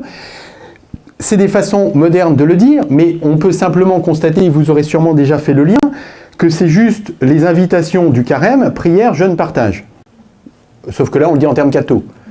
Mais d'ailleurs, tous les prêtres qui, au moment des mercredis des cendres, nous parlent de prière, jeûne, partage, disent bien, ça sera une attention particulière, mais ça, on est quand même censé le vivre toute l'année. Voilà. Donc, c'est jamais que prière, jeûne, partage. Sauf que l'enjeu, effectivement, mais qui est devenu maintenant un enjeu à la fois sociétal, d'écologie environnementale et pour son équilibre intérieur, mais pas d'abord un enjeu religieux, c'est ça mon propos, c'est de vivre effectivement le service, l'hospitalité, la sobriété, voilà, la modération, en termes de consommation, de projets, machin bidule, et puis effectivement la vie intérieure. Voilà. Et ça, me semble-t-il, on a besoin de bien voir que c'est pas d'abord un commandement religieux à suivre. C'est ça, bien sûr, mais pourquoi finalement Jésus nous invite à vivre de cette nature-là? Et pourquoi les pères du désert ont vécu ça? Et pourquoi finalement beaucoup, et notamment les religieux, les religieuses, inscrivent ça dans leur, pour le coup, mode de vie? Voilà. Ben, juste parce que c'est bon pour le cosmos, c'est bon pour la planète, et c'est bon pour nous. Et c'est ça que prouve la science aujourd'hui. Encore une fois, on n'a pas besoin d'attendre ça pour s'y engager. Mais la science prouve que, oui, en gros, et il y a de plus en plus là aussi d'études sur la compassion, sur la bienveillance, qui montrent que ben, ça fait du bien de faire du bien à l'autre. Pour le dire très court, ça peut paraître débile, on peut en rire, surtout quand la façon dont la tradition chrétienne est imprégnée de ce souci de l'autre. Mais on est fait pour aimer, on est fait pour servir, on est fait pour être hospitalier. Alors ça peut dire n'importe comment, sans limite machin, c'est un autre sujet. Mais on est fait pour ne pas être tourné vers soi, mais tourné vers les autres. La sobriété, et là la question c'est, aujourd'hui on vit sous le coup, on parle beaucoup de perturbateurs endocriniens. Hein, on a souvent entendu ça, qui sont ces molécules qu'on ne voit pas, mais qui perturbent défavorablement notre métabolisme et notre physiologie, pouvant aboutir à des dysfonctionnements hormonaux, parfois des cancers. Aujourd'hui, nous vivons aussi sous l'influence de perturbateurs de l'intériorité, que l'on ne voit pas, que l'on ne saisit pas, mais qui perturbent aussi notre physiologie intérieure pour amener jusqu'à ma vie. Et le sujet, c'est finalement, moi dans ma vie qui est la mienne, à mon âge, dans mon état de vie, c'est quoi mes perturbateurs de l'intériorité? Et il me semble qu'on peut les chercher, mais ce n'est pas l'objet là, peut-être dans plusieurs registres. Le registre des pensées, des ruminations. On voit bien la facilité que l'on a à se faire des films et à ruminer, et etc., etc. Ça, c'est un perturbateur majeur que les pères du désert identifient. Il y a tout ce qui est l'ordre de l'avoir, du matériel, voilà, qui est un perturbateur de l'intériorité, parce que ça ne nous élève pas, ça nous abaisse. Voilà. Et puis, tout ce qui est de l'ordre du faire, de l'action, de l'hyperactivité, dans lesquelles on peut aussi se perdre. Donc je crois qu'il y a ce sujet des perturbateurs de l'intériorité, sur lesquels on pourra revenir si vous voulez. Et puis, donc, de quoi j'ai besoin d'être sobre? Mais c'est aussi probablement, peut-être plus sobre, faire attention. Troisième axe sur les pratiques méditatives. Je pense que, et c'est ça l'intérêt de l'époque que l'on vit, c'est de faire le distinguo entre ce qui est de l'ordre du mental et ce qui est de l'ordre de la vie spirituelle. Voilà. Chose qui, pour les pères du désert, était totalement confondue. Leur intériorité, il n'y avait pas le mental et la vie spirituelle. Eux, ils étaient dans une anthropologie, surtout une expérience de vie, où ils ne faisaient pas des théories, ils vivaient intérieurement. Et ce qui est intéressant, c'est de voir que toutes les recommandations des plus grands mystiques de la tradition chrétienne, mais notamment, pour rester là dans les premiers siècles de l'île de Saint-Siméon, le nouveau théologien, c'est intéressant que quand on lit ce qu'il écrit, en fait, il décrit exactement les mêmes recommandations techniques qu'on trouve aujourd'hui dans la méditation de pleine conscience. C'est quand même très intéressant. Très, très intéressant. Quand on regarde un petit peu, là aussi, les recommandations que font Maître Eckhart, que font Saint Ignace, que font les grands saints du Carmel, avant d'aller dans la dimension confessionnelle, prière, eh bien, sur simplement la dimension psychophysique, c'est-à-dire du corps et du mental, c'est exactement les mêmes recommandations que l'on fait aujourd'hui dans les procédures de méditation à confessionnelle. Donc ça, c'est la dimension mentale, psychophysique, celle qui correspond à la méditation au sens aconfessionnel moderne du terme. Mais pour autant, et ça, je pense qu'effectivement, l'Église, elle est fondée pour reproposer ça de nouveau, comme elle l'a fait pendant 17 siècles, assez contemporain. Assez contemporain. Voilà. Se préoccuper, du bien des personnes. Voilà. On va se préoccuper effectivement des plus pauvres, des malades, dans leurs soins du corps. Pourquoi est-ce qu'on ne serait pas davantage attentif et soucieux de leur équilibre mental? Alors non pas justement pour le vendre en mode bien-être, parce que le projet chrétien, c'est pas simplement le bien-être, c'est cette paix profonde, la quiesce des bénédictins, les ischasmes, comme je disais tout à l'heure, de la tradition orthodoxe, mais qui trouve justement, et ça c'est la pédagogie des pères, cette phrase que j'aime beaucoup d'un père du désert qui disait, voilà, assieds-toi, fais silence, apaise tes pensées. Assieds-toi, fais silence, apaise tes pensées. Ça, c'est 100% le programme de la méditation de pleine conscience.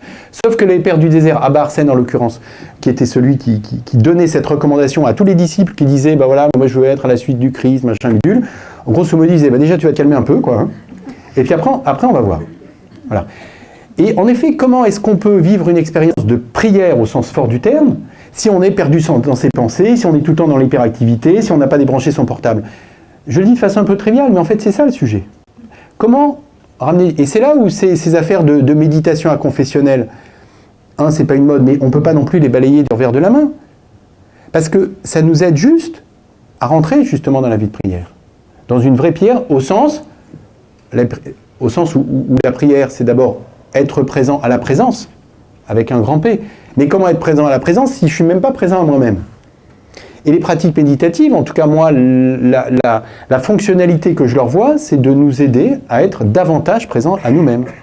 Et alors, on pourra être présent davantage aux autres, dans l'exercice de la charité, du service de l'hospitalité, et davantage à Dieu dans ce dialogue intérieur auquel nous invite la prière. Très bien. Je pense qu'on va s'arrêter là pour la conférence et on va poursuivre tout ça sous forme de questions. On aura compris, grâce à vous, que ce retour sur cette recherche de la vie intérieure, ce grand retour de l'intériorité, c'est le signe que notre société souffre, et souffre profondément.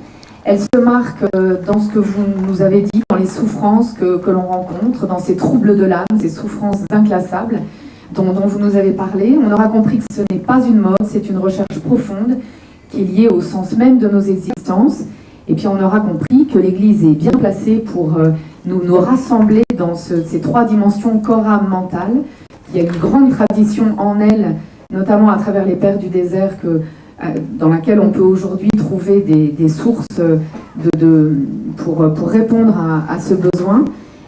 Ces pères du désert qui décrivaient le travail de tout homme de façon suivante: il s'agit de passer d'être un humain à devenir humain. Voilà, à vous maintenant. On va vous faire passer un micro, voilà, pour ceux qui veulent poser des questions, voilà, ou faire une remarque, alimenter la réflexion. Christophe, peut-être vous pouvez vous présenter. Christophe Chaland, je suis journaliste à Pèlerin, avec la précieuse Isabelle. Collègue, et vice-versa. Merci beaucoup pour cette présentation qui me réjouit beaucoup. C'est peut-être deux remarques que je fais. L'Église, effectivement, a un trésor, mais qui sont les transmetteurs de ce trésor? Il ne me semble pas qu'on initie beaucoup à l'oraison dans les séminaires. Voilà, donc il n'y a pas beaucoup de praticiens vraiment de l'oraison chez les prêtres. On en trouve chez les Carmes, on en trouve chez les Dominicains quelques-uns. Les Jésuites, semble-t-il, ont un peu abandonné leur grande tradition d'oraison au XVIIe siècle. Je voudrais juste vous signaler un petit livre que j'ai trouvé extrêmement précieux, qui est paru très récemment, qui est d'un dominicain, Rémi Chéneau. Si vous n'avez pas le courage de lire un gros livre, pour s'initier à l'oraison, c'est quelque chose de magnifique. Ça s'appelle « Les Voix du silence » par Rémi Chéneau, c'est édité au Cerf. Parce que les pères de l'Église, alors vous êtes un médiateur de cette lecture, et c'est magnifique qu'il y en ait, parce que c'est difficile de lire quand même les pères de l'Église. J'ai mariné dedans pas mal. Bon, je ne peux pas dire que ça m'est, que ce soit ce avec quoi j'ai accroché le plus personnellement. Moi, j'aurais été plutôt du côté de Saint-Basile, des gens comme ça. Bon, voilà. Merci, et n'oubliez pas Les Voix du silence de Rémi Chéneau, si vous voulez vous lancer. Est-ce que vous voulez répondre, Jean-Guilhem, sur ce que dit Christophe, ce manque de praticiens? Oui. De l'oraison. Oui, alors, merci de donner voilà, une autre référence bibliographique, parce que je pense qu'on a besoin, justement, aujourd'hui, de trouver un peu des points d'appui, des éclairages, des expériences. Évidemment, c'est pour ça que, effectivement, enfin, ce que vous dites, pour moi, rejoint un peu voilà, mon analyse de voilà, l'Église a pour l'instant raté un virage, il n'est pas trop tard, et effectivement, il faut inventer des choses. Il faut inventer des choses, parce que le patrimoine est là, mais c'est vrai qu'il y a peu d'initiatives, hein, mais je crois que justement, là, quelque part, hein, l'Église aime bien dire, il faut regarder autour, il faut regarder le monde, l'Église a beaucoup à recevoir du monde, enfin, etc., etc., etc. Là, je crois qu'il y a vraiment quelque chose à voir où le monde nous appelle, et en même temps, il ne nous attendra pas. Et comme l'Église est quand même au service du monde, elle n'est pas là pour défendre sa boutique. Si effectivement on croit vraiment que l'Église effectivement a un trésor et qu'elle a quelque chose, effectivement il faut y aller, il faut inventer. Mais j'ajouterais que évidemment les prêtres, les pasteurs sont évidemment en première ligne de cette affaire-là, mais pas seulement. Je crois aussi que des laïcs ont aussi justement probablement voilà, une contribution à la place qui est la leur, bien sûr, à la place qui est la leur, mais voilà, pour inviter, pour encourager, peut-être pour inventer des choses. Je pensais, en vous entendant, je pensais aux écoles d'oraison. Je ne sais pas si ça dit quelque chose à certains. Les écoles d'oraison, c'est finalement quelque chose qui a été proposé, bon, il y a pas mal d'années maintenant, hein, mais je crois qu'il continue à se... Où finalement, c'était, je crois, sur quelques soirées, 6 ou 7 soirées, quelque chose comme ça. Finalement, là, c'était vraiment, on apprend à faire oraison. Oraison au sens carmélitain du terme. En l'occurrence, hein, c'est un prêtre du diocèse de Paris, mais qui est aussi un prêtre de Notre-Dame de Vie, qui est donc un institut séculier d'inspiration carmélitaine, et qui a voulu rendre accessible justement la tradition d'oraison carmélitaine. Et je crois que c'est un format absolument formidable, et d'ailleurs qui a eu beaucoup de succès, parce mais de façon très très concrète. Voilà, voilà, un peu comme aujourd'hui la méditation de pleine conscience, où voilà, en 8 soirées on apprend à méditer. Et bien dans cette affaire d'école d'oraison, c'est en 6 soirées ou 7, je ne sais plus, 2 heures, voilà, une fois par semaine, un soir par semaine, on apprend à rentrer dans l'oraison carmélitaine. Voilà, c'est un dispositif, il y en a d'autres à inventer, mais voilà, pour moi c'est de ce côté-là qu'il faut chercher, hein, de prendre les gens là où ils sont. Et je me mets dans ces gens là où ils sont, c'est-à-dire quand même pour le coup ceinture blanche de méditation, hein, et pas ceinture noire, voilà. Et puis on avance, quoi, puis on tâtonne. Mais on s'appuie sur des traditions sûres, sur des maîtres effectivement expérimentés. Là en l'occurrence, dans cette initiative, c'était les maîtres du Carmel, ça peut être les Pères du désert, ça peut être Saint-Dominique. Voilà, et je pense que là, il y a tout à inventer. Mais tout est là, donc je pense que franchement c'est faisable, hein, c'est jouable. Hein, c'est jouable. Régis Duvacha, je suis de Paris, d'une paroisse d'ailleurs pas très loin d'ici, Notre-Dame du Rosaire. J'avais deux questions. L'une, est-ce que votre propos, votre analyse de la situation est plutôt française ou tout à fait internationale? Et si c'est au niveau international, quelle couleur différente ça prend, par exemple aux États-Unis, en Chine, en Asie, etc.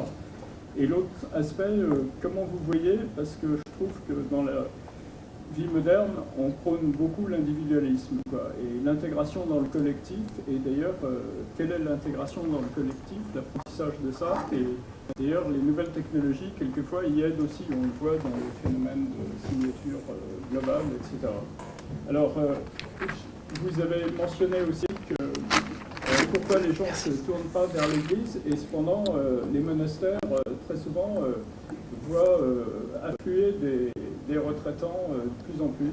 C'est assez connu, à la Pierre-qui-Vire ou ailleurs, etc. Et je voulais témoigner d'un autre point particulier. J'ai connu à un moment, en recherche de vocation, la chartreuse de Sélignac, qui a été évoquée ici il y a 2 ans, et puisque c'est une chartreuse pour laïcs, et le maître des novices prônait beaucoup la spiritualité des pères du désert. Il en vivait, je connais même des maîtres mots, justement des mots qu'il prononçait à cet égard, comme si même la chartreuse, par certains côtés, restait sur une spiritualité un peu 17e, 18e, et voulait retrouver les origines du monachisme au début en Égypte, etc. Donc voilà.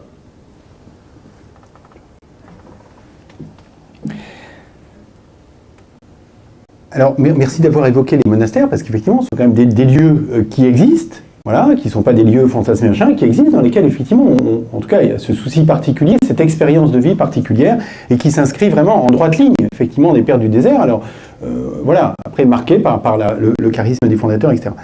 Moi, j'entends 2 questions. Là, il y a la question sur, effectivement, qu'est-ce qui se passe ailleurs? Est-ce que mon propos est français, ou est-ce que cette analyse peut se déployer sur d'autres continents? Donc, mon propos, il est d'abord et avant tout français. Voilà. En Asie, je ne m'autoriserai pas à dire quoi que ce soit, sinon à rapporter ce que j'ai entendu, pour le coup, de maîtres bouddhistes, au sens, voilà, profondément bouddhistes dans leur histoire, de leur tradition, qui témoignent en Asie du même phénomène de sécularisation vis-à-vis du bouddhisme que celui qu'on observe vis-à-vis du christianisme sous nos latitudes. Voilà.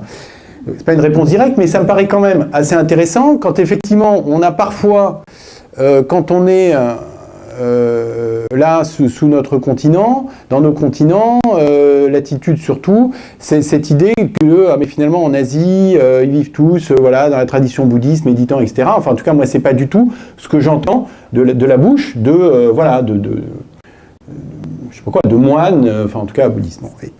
En ce qui concerne en revanche l'Amérique du Nord, les États-Unis, je crois que le phénomène, enfin l'analyse que je fais là, il me semble pour le coup pouvoir discuter avec pas mal de personnes de ce continent, pour le coup s'applique, mais encore plus en grand. De fait, la méditation de pleine conscience, elle a démarré aux États-Unis.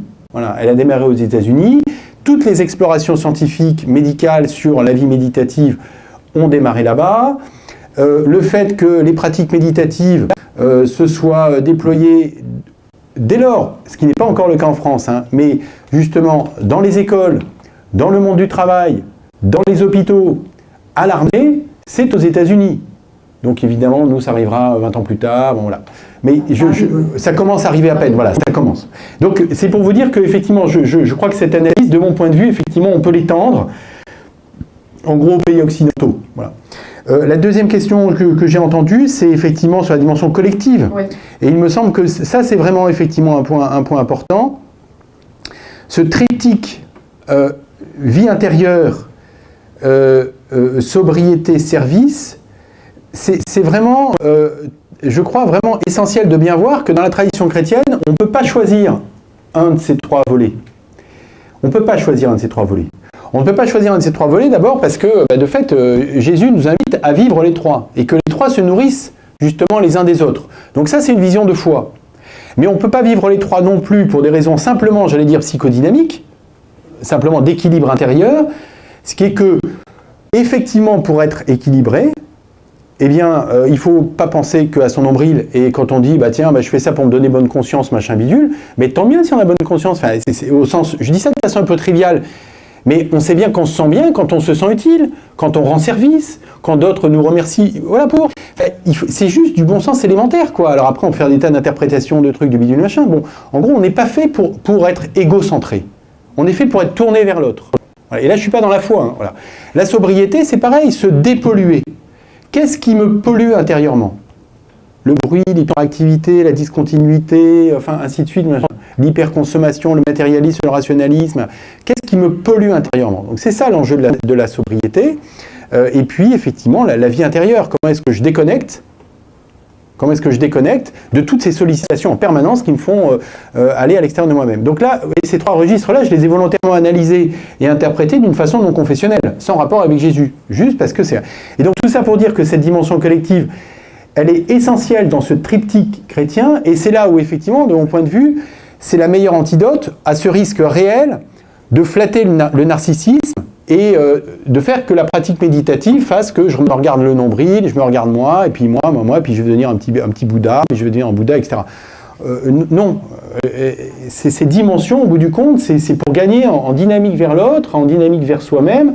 Voilà, quelque chose de dynamique et d'ouvert dans ce triptyque. C'est pour ça que je crois que les trois se tiennent. Et ça, c'est la pédagogie des moines, c'est la pédagogie des pères du désert, et ça explique même humainement parlant pourquoi Jésus était attentif à ça, et pourquoi l'Église aujourd'hui, notamment au moment du carême, nous parle de prière, jeûne, partage. Mais enfin, il n'y aurait pas le carême, on serait quand même invité à le vivre, quoi. Une autre question? Bonjour, Christine Lang de la communauté chrétienne Notre-Dame-des-Anges. Moi, ma question porte justement sur ma réflexion sur ce triptyque vie intérieure, service, sobriété. Je crois qu'en général, on passe assez bien, quand on parle de vie intérieure, on passe assez bien quand on parle de service. Quand on commence à parler concrètement de sobriété, et j'en fais l'expérience des communautés chrétiennes plus particulièrement, tout de suite on passe pour une emmerdeuse. C'est-à-dire, est-ce qu'on peut réduire telle chose, est-ce qu'on peut changer nos pratiques dans tel ou tel domaine concrètement? Je trouve ça très très difficile à réfléchir et plus encore à faire. Ben moi, je vous félicite de passer pour ce que vous dites, hein, et je vous y encourage. Voilà, non, mais je rigole même pas. C'est-à-dire que, justement, il me semble, enfin, plusieurs choses qui me viennent. Effectivement, la sobriété, réduire, enfin, en gros, changer nos modes de vie, c'est compliqué. En fait, c'est ça le sujet. Changer nos modes de vie, c'est compliqué. Ouais, c'est le changement, pour le coup, de trucs concrets, quoi. Non, mais viens moi, parce que alors, voilà. Ah si, non, mais c'est bien, parce que quand même, le Grenelle de l'environnement, quand même. Ah non, mais c'est politique, vraiment, ils sont nuls. Hein, ils sont incapables de prendre des décisions courageuses. Mais ça, c'est des lobbies, hein, de toute façon, ça, on sait bien. Voilà. Alors ça on est fort. Hein, ça, on est fort. Caractère accusatoire de la société assédiaque. Voilà, petite parenthèse. Mais par contre, moi, changer ma mode de vie, m'interroger, prendre le temps déjà, qu'est-ce que je peux changer à mon niveau? Alors oui, on va changer parce qu'on va essayer peut-être de prendre moins la voiture, on va peut-être changer parce qu'on va essayer de faire le tri sélectif. Très franchement, je pense qu'on peut être un peu plus ambitieux. Et pas simplement, en fait, faire ce qui nous est prescrit. Parce qu'en fait, c'est ça le sujet. Moi, je suis pour le tri sélectif et le vélo, etc. Ok. Sauf que tout ça, c'est jamais des choses qui me sont prescrites, grosso modo, justement, par la culture ambiante. Et c'est très bien, c'est très bien. Mais honnêtement, le sujet, enfin, il me semble qu'il est un petit peu plus sérieux. C'est une conversion personnelle. Alors, plus intérieur. Ben ouais, du coup plus intérieur, plus singulière, plus unique. Qu'est-ce que moi personnellement, voilà. Ça nécessite pas forcément de publier, d'en faire du bruit, de faire un tweet dessus en expliquant finalement qu'est-ce qu'on a sobriété dans sa vie. Non, ça peut être extrêmement secret, intime, etc. Mais sur la base d'une interrogation, que effectivement la sobriété aujourd'hui elle est plutôt vue sur le champ de la privation, alors qu'en fait, justement, il faut changer le paradigme. Et ce qui nous aide à changer le paradigme, c'est justement, pour moi, cette vision, cette grille de lecture médicale des pères du désert. La sobriété, en fait, c'est un moyen de prévention. Quand on dit, la meilleure prévention, justement, contre l'hypertension, par exemple, c'est de ne pas être sédentaire et de faire 10 000 pas par jour. Les fameux 10 000 pas par jour. Bon, on n'a toujours pas compris comment on est arrivé à 10 000, mais bon, peu importe, c'est pas le sujet. Mais enfin, en gros, il faut quand même marcher. Bon. On ne le vit pas comme une privation, du coup, on le vit comme... Voilà. La sobriété, de la même façon, c'est une prévention de maladies intérieures. Non pas de maladies cardiovasculaires, c'est une prévention de maladies intérieures. Et c'est là où, effectivement, cette réflexion, pour moi, à travers les maladies spirituelles, qu'on a juste mentionnées, à travers les perturbateurs de l'intériorité. Qu'est-ce qui perturbe mon intériorité? Voilà. Encore une fois, ça peut être l'hyperactivité, ça peut être trop de bruit, ça peut être trop d'activité, etc. Donc je pense qu'il faut aider à changer de paradigme. C'est pas de l'ordre de la privation, c'est de l'ordre au contraire de la prévention de maladies intérieures. Voilà. Si tu restes sédentaire et que tu bouffes trop, tu risques l'infarct, l'hypertension, l'infarct. De la même façon, si tu es dans l'hyperactivité, que tu es dans le bruit permanent, tu es dans la discontinuité permanente, dans l'accélération permanente, dans l'hyperprojet, intérieurement, tu risques de péter un câble. Voilà. Donc c'est ça l'enjeu en fait, c'est je crois aider à changer de paradigme, en montrant que l'enjeu de la sobriété c'est un enjeu de prévention, mais de santé psychique en fait, de santé psychique. Deuxième commentaire, parce que je vois Isabelle qui a repris son micro, mais juste pour deuxième, c'est sur le caractère de la façon dont on vous traitez, ça explique aussi pour moi pourquoi l'encyclique Laudato Si du pape François, de mon point de vue, a été incomplètement comprise. On en a dit, mais à tire-larigot, que c'était une encyclique verte et écologique. Eh bien, en fait, je ne crois pas du tout. Dire ça, c'est passer à côté, justement, de ce qui nous concerne, qui est juste de changer de mode de vie. Laudato Si, c'est changer de mode de vie parce que ça a des conséquences et arrêter d'être dans cette soumission à la technique, à la technologie. Il a des propos extrêmement durs sur la finance, sur notre rapport à l'argent, sur notre rapport à la technique. Alors après, pour se faire plaisir, et là aussi, pour dire grosso modo, bon, bah, les politiques n'ont qu'à prendre un petit peu leurs décisions et puis faire plus de pistes cyclables et mettre des containers plus proches de ma maison, et dire que c'est qu'une encyclique, en gros, écolo. Mais pas du tout, c'est une encyclique qui est au contraire changer de mode de vie. Et c'est pas pour rien qu'on ne l'a pas entendu, parce qu'on ne veut pas l'entendre ça. Mais moi, le premier, enfin, je veux dire, et c'est là où on a besoin les uns des autres, humblement, de, comme vous l'avez dit, voilà, être un peu, voilà, ceux qui poussent, ceux qui challenge, ceux qui stimulent, en sachant que celui qui stimule, il a lui-même besoin d'être stimulé, qu'on lui rappelle effectivement. Et c'est la sobriété, mais comme prévention, finalement, primaire de troubles psychiques. Là, on a déjà deux belles ressources. Une invitation au changement et considérer la sobriété. D'abord, c'est vrai que le mot change la vision qu'on en a, de se dire que c'est une prévention. Ouais. D'autres questions ? Oui, juste un petit commentaire déjà sur la sobriété. Je trouve qu'il suffit d'attendre, quoi.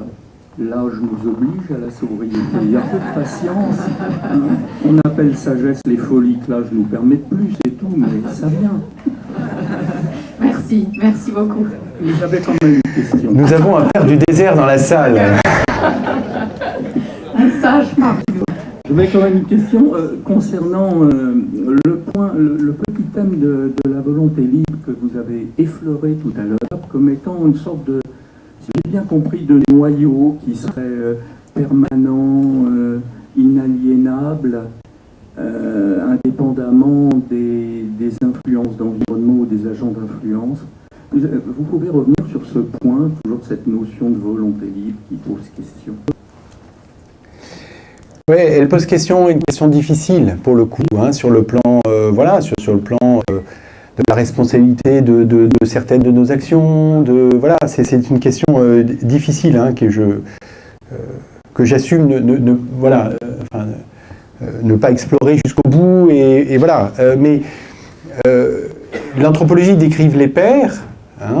Et c'est là aussi le support de toute l'attention que l'Église porte à la dignité de toute personne, quel que soit justement son état corporel, son état social et son état aussi psychique. C'est de considérer que il y a toujours une part, aussi infime soit-elle, quelle que soit la façon dont pèsent sur nous nos déterminismes. Les déterministes, en gros, les déterminismes, deux grands types de déterminismes. C'est les déterminismes qui posent sur notre corps, c'est les déterminismes génétiques, c'est les déterminismes biologiques. Je n'ai pas choisi de naître avec le corps qui est le mien, avec le patrimoine génétique qui est le mien, qui peut-être m'amènera à telle ou telle maladie, etc. Déterminisme biologique est quand même absolument majeur dans nos vies. Voilà. Après, on peut faire justement un peu d'activité physique, on peut faire gaffe à ce qu'on mange, etc. Mais et c'est essentiel. Mais je veux dire qu'il y a une part de déterminisme biologique, Et puis, déterminisme, on va dire, psychologique et culturel. Déterminisme psychologique, c'est celui vraiment très court terme, qui est effectivement notre famille, qui est vraiment structuré, avec des choses qui, justement, des influences, on peut l'espérer favorables, mais pas toujours, partiellement, et parfois de façon catastrophique, qui vont nous déterminer de façon défavorable le fonctionnement de notre psyché, ce qu'on va faire en pratique, justement, de notre force intérieure, la façon dont on aura été conditionné vers, au contraire, de l'agressivité vers l'autre, vers soi, la façon dont on va assumer des désirs ou pas des désirs. Et ça, c'est vraiment aussi en lien avec des déterminismes psychologiques, en gros, familiaux, etc. Et puis les déterminismes culturels, où on est effectivement tous aussi sous influence de la culture. Mais une fois qu'on a dit ça, on peut dire qu'effectivement, nous ne sommes que le fruit de déterminisme, Voilà.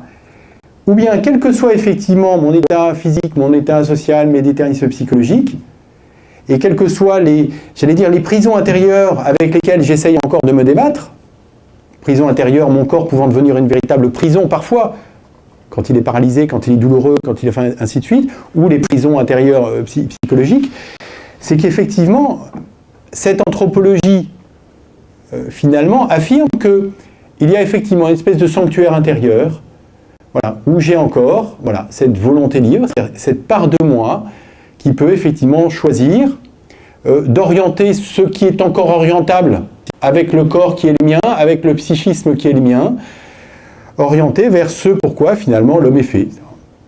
Servir, aimer, se tourner vers l'infini, ainsi de suite. Et c'est là-dessus que se fonde justement la notion de dignité, hein, enfin pour le coup inventée d'une certaine façon par la tradition chrétienne et reprise ensuite de façon universelle. Hein. C'est croire que même un handicapé profond, que même effectivement quelqu'un en fin de vie, a autant de dignité que n'importe qui d'autre, parce qu'il y a effectivement ce sanctuaire, cette fine pointe qui pour le coup n'est pas altérée ni par la maladie ni par les déterminismes. Je suis bien conscient que ça répond partiellement, mais par contre là où ça me paraît, et peut-être de façon un peu théorique, mais là où ça me paraît très concret, c'est dans le service des personnes les plus fragiles. Alors, dans le service des personnes les plus fragiles, ça, justement, l'image que l'on a, comme je disais tout à l'heure, de l'anthropologie appliquée, la vision que j'ai de l'homme, que je véhicule consciemment ou inconsciemment, c'est pour ça que c'est intéressant, je pense, de céder là aussi les autres en s'interrogeant quelle vision je porte sur l'autre, sur l'homme, et donc sur moi-même. Quand justement, quand on essaye d'aller à la rencontre de personnes fragilisées, quel qu'en soit le motif, on se dit, finalement, je ne vois pas bien ce qu'ils apportent à la société, je ne vois pas bien quelle place ils ont, ainsi de suite. Toutes ces questions, peut-être, qui ont pu nous traverser pour nous-mêmes, d'ailleurs, ou pour des proches, ou pour des moins proches. Ces questions anthropologiques et de ce que moi, j'appelle un peu ce sanctuaire inalignable, effectivement, qui n'est pas soumis au déterminisme, cette fine pointe qui fait la singularité de chacun et sa grandeur et sa dignité, voilà, et là, pour le coup, on l'éprouve dans la façon dont on va pouvoir rencontrer l'autre, la façon dont on va le considérer, dont on va le toucher, dont on va le caresser, dont on va prier pour lui, dont on va l'accompagner peut-être jusqu'au dernier souffle ou dans sa douleur. En fait, c'est ça le sujet. C'est pas de faire de la théorie anthropologique, quoi. C'est comment je vais être capable de me rendre présent à l'autre, dans la vie de tous les jours, mais aussi dans ces moments où l'autre est de plus en plus fragile. Et finalement, quel sens ça a d'essayer d'être présent à l'autre, d'essayer de prier pour lui, d'essayer de lui témoigner quelques compassion, affection, amour, larmes, pleurs, peut-être à certains moments, si en réalité je ne crois pas quelque chose qui dépasse le sensible que je vois. Si je suis encore là, c'est que dans le fond de moi, je crois quand même qu'il y a autre chose. Que ce corps meurtri, que cette maladie psychiatrique qui pète complètement les plombs, sinon je ne serais pas là dans le fond. Donc en fait, ces mots que j'essaye de mettre en m'appuyant sur la tradition des pères, c'est juste pour quelque part expliquer pourquoi finalement on a encore le souci des uns des autres. Même dans des situations où apparemment, justement, il n'y a plus aucune raison, en fait. Plus aucune raison d'avoir encore le souci des uns des autres. C'est bien pour moi le signe. Et vous voyez bien qu'il n'y a rien de confessionnel dans mon propos. Hein. C'est bien juste le signe qu'il y a au fond de nous quelque chose qui dialogue intimement, mystérieusement, avec aussi cette part intime et mystérieuse de l'autre. Qu'on reste quand même, dans le fond, toujours des vivants. En fait, c'est ça le sujet. On reste toujours des vivants, même si, en gros, ces dimensions corps et mentale, elles sont progressivement de plus en plus altérées avec le temps, comme vous le rappeliez tout à l'heure, jusqu'à la mort. Mais il y a quelque chose qui, de toute façon, reste et demeure vivant, qui est cette vie qui nous a été donnée. On essaye, Jean-Guilhem, de répondre à une dernière question, une ou deux dernières questions dans les quelques minutes qui nous restent. Donc ça veut dire faites vite, d'accord. On essaye. Jacques Naviard, je suis assomptionniste ici à Prion-Église. Et dans l'exposé passionnant que nous avons entendu, merci, je pensais aussi à un symptôme, parmi les symptômes de guérison de la société, c'est la marche. Oui. Phénomène qui me passe Pèlerin, bah oui. hors tout en marche. Hein. mais phénomène qui me passionne. Et quand Christophe tout à l'heure disait, on n'a pas d'initiation à l'oraison, il me semble que des milliers de personnes, et c'est un symptôme très général que j'appelle symptôme de guérison, des tas de gens sont en marche. Et Christophe disait, on n'a pas d'initiation à l'oraison, mais celui qui marche découvre intérieurement des univers entiers. Alors je veux bien quelques mots sur ce phénomène de la marche.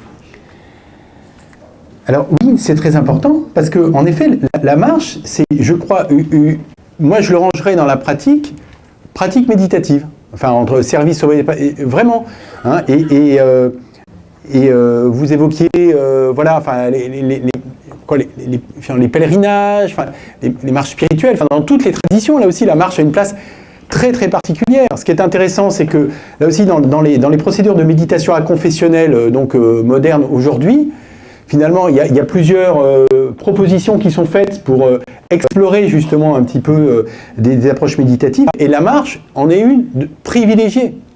Ce qui me semble que la marche, ça fait rentrer effectivement dans quelque chose de répétitif, ça fait changer de mode, ça fait déconnecter.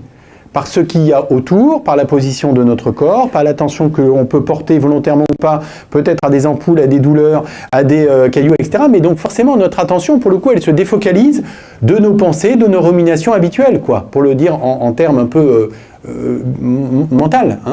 Et ça nous fait effectivement changer de mode, hein, très clairement. Hein, et c'est pour ça que probablement la marche a autant d'importance dans toutes les traditions spirituelles, que Jésus marchait autant. Bien sûr, c'est peut-être parce qu'il n'avait pas le tram, le T2, etc. Mais probablement aussi parce que Jésus, on vient prier en permanence, en fait. Et probablement, enfin en tout cas, j'aime à penser, et je suppose qu'effectivement, la marche était pour lui une modalité très particulière pour, justement, de pratique méditative. Oui, mais merci. Voilà, on va en rester là pour